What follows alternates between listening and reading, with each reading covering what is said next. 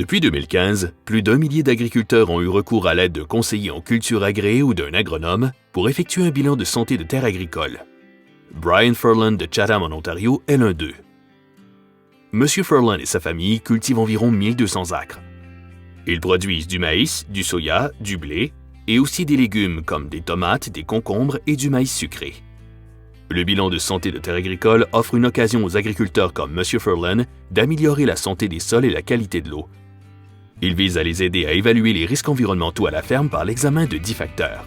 Après avoir effectué son bilan de santé de terres agricoles, M. Furlan a réussi à obtenir de l'aide financière afin d'établir des bandes tampons qui réduisent l'érosion du sol et le ruissellement et qui améliorent la qualité de l'eau.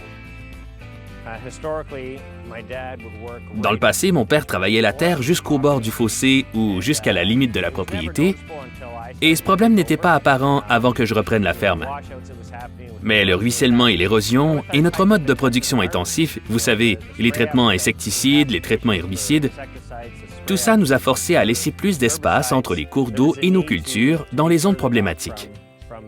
Il a fallu commencer à gérer notre ferme de manière différente à cause des rotations de cultures intenses.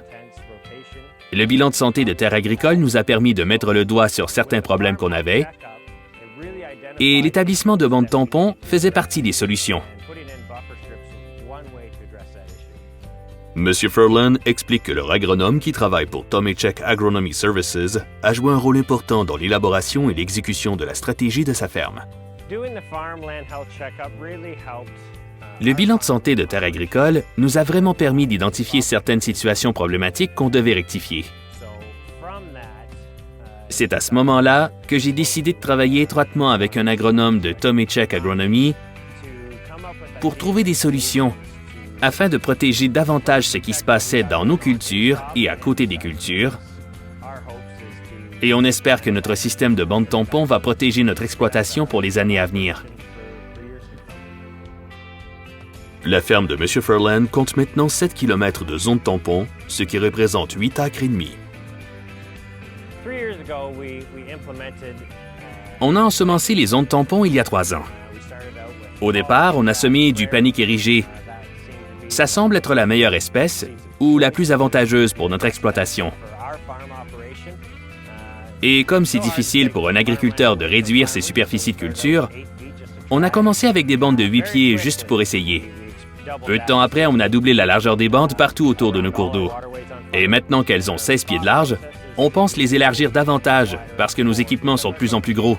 C'est bien parce qu'on utilise nos bandes tampons comme voie pour circuler d'une ferme à l'autre ou d'un champ à l'autre.